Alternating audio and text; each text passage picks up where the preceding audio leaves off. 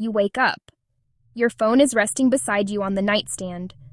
Before your feet touch the floor, you reach for it. You tell yourself you will just check one thing. A quick look at the news headlines, a brief scroll through your social feed. But one thing becomes another, then another. An endless stream of troubling updates, alarming statistics, heated arguments fills the screen. Before you know it, 20 minutes have vanished.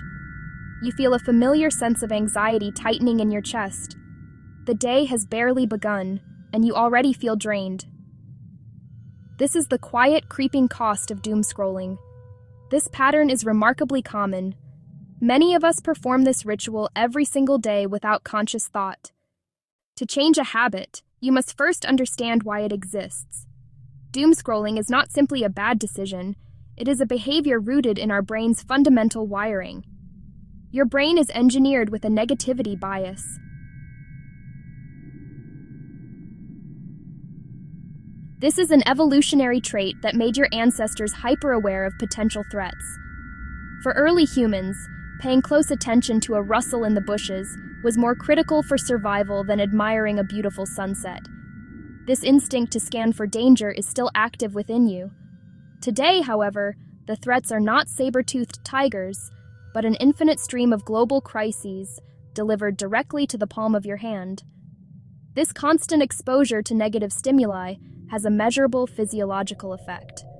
When you see a frightening headline or a distressing video, your body's sympathetic nervous system activates. It releases stress hormones like cortisol and adrenaline, preparing you for a fight or flight response. With doom scrolling, the threat never resolves. Every new post, every alarming update, re-triggers this stress response. Your body remains in a low-grade state of high alert, leading to chronic stress, fatigue, and impaired sleep. So why do we continue to do something that makes us feel so bad? The answer lies in a concept called intermittent reinforcement. Social media and news feeds do not only show you bad news. Occasionally, you will come across a positive story, a funny meme, or an interesting article. This unpredictable reward system is incredibly powerful, much like a slot machine. You keep pulling the lever, or in this case, swiping your thumb, because you never know when you might get a small payout. Your brain keeps seeking that dopamine hit of a rewarding piece of content, even if it means sifting through a mountain of negativity to find it. Ultimately, doom scrolling damages your most finite resource, your attention. When your attention is constantly being pulled toward a screen filled with fear and outrage, you have less of it available for the things that truly matter. You have less mental energy for focused work, for meaningful conversations with loved ones, for creative pursuits, or for simply being present in your own life. This learned helplessness is perhaps the most significant long-term consequence. The first step in breaking any automatic habit is to make it conscious.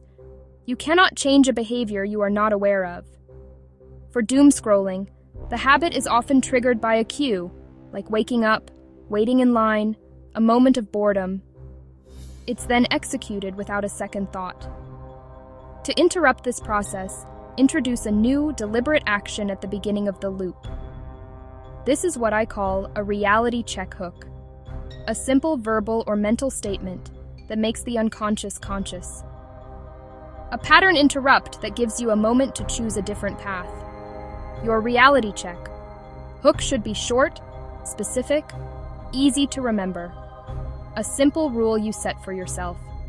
For example, as you reach for your phone in the morning, say, "I will not start my day with someone else's agenda." Or during a work break when you feel the urge to scroll, ask, "Is this the best use of my attention right now?" Make it obvious. Put it on your charger, your monitor, your mirror. Set it as your lock screen. Repetition builds a new mental pathway. Each pause strengthens awareness. You move from passive reactor to active architect. Section 4, Step 2. Set simple limits and replace the habit. Once you have introduced a moment of awareness with your reality check hook, you need a clear alternative action to take. The second law of behavior change is to make the good habit attractive and the bad habit unattractive. Replace the void left by doom scrolling with a better, more rewarding behavior. Simply telling yourself, "Don't scroll," is an incomplete instruction. Your brain needs a positive command, an action it can perform instead. This is the crucial step of habit replacement. Make the replacement habit incredibly small and easy to do. First, make doom scrolling less attractive by setting firm, simple limits. Create specific information windows, 10 minutes at 9 a.m. and 10 at 6 p.m. Use a timer. When the alarm sounds, close the app. This is non-negotiable. That structure turns an infinite, anxiety-inducing activity into a finite, manageable task. It gives you control and prevents the endless scroll. It contains the behavior within a defined box. Next, define your replacement habit. Make the action so small you can't say no. The goal is to perform a different action and break the chain. With a replacement ready, you rewire the association: boredom, anxiety, stretching, breathing. The reward is calm and a small win. Section 5. A 5-minute routine to reclaim your morning. One of the most critical battlegrounds is the first few minutes of your day. Start with intention, not with a flood of cortisol. Minute 1.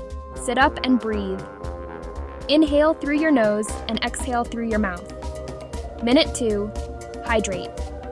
Minute 3. Journal one sentence. What are you grateful for? Minute 4. Set one intention, the most important thing today. Minute 5. Move your body. Reach up, then touch your toes. This takes less time than a typical morning scroll. You start with calm, hydration, gratitude, focus, and movement. Small wins stack. You begin your day with intention and control, even on your worst days. Section 6. Step 3. Engineer your environment for success. Get your phone out of the bedroom. Charge it in another room overnight. That small barrier breaks the automatic reach. Redesign your digital environment. Turn off non-essential notifications. Move news and social apps into a folder on the last page. Make your screen less stimulating with grayscale. You are not relying on willpower. You are changing the defaults. Your attention is your asset. Invest it in your work, your health, your relationships, and your peace of mind. When you notice you are scrolling, simply acknowledge it. Use your reality check hook. Guide your attention to a small, better action. Decide your hook. Choose one replacement habit. Move your charger tonight. Your attention is yours to direct. Do not let it be consumed by default.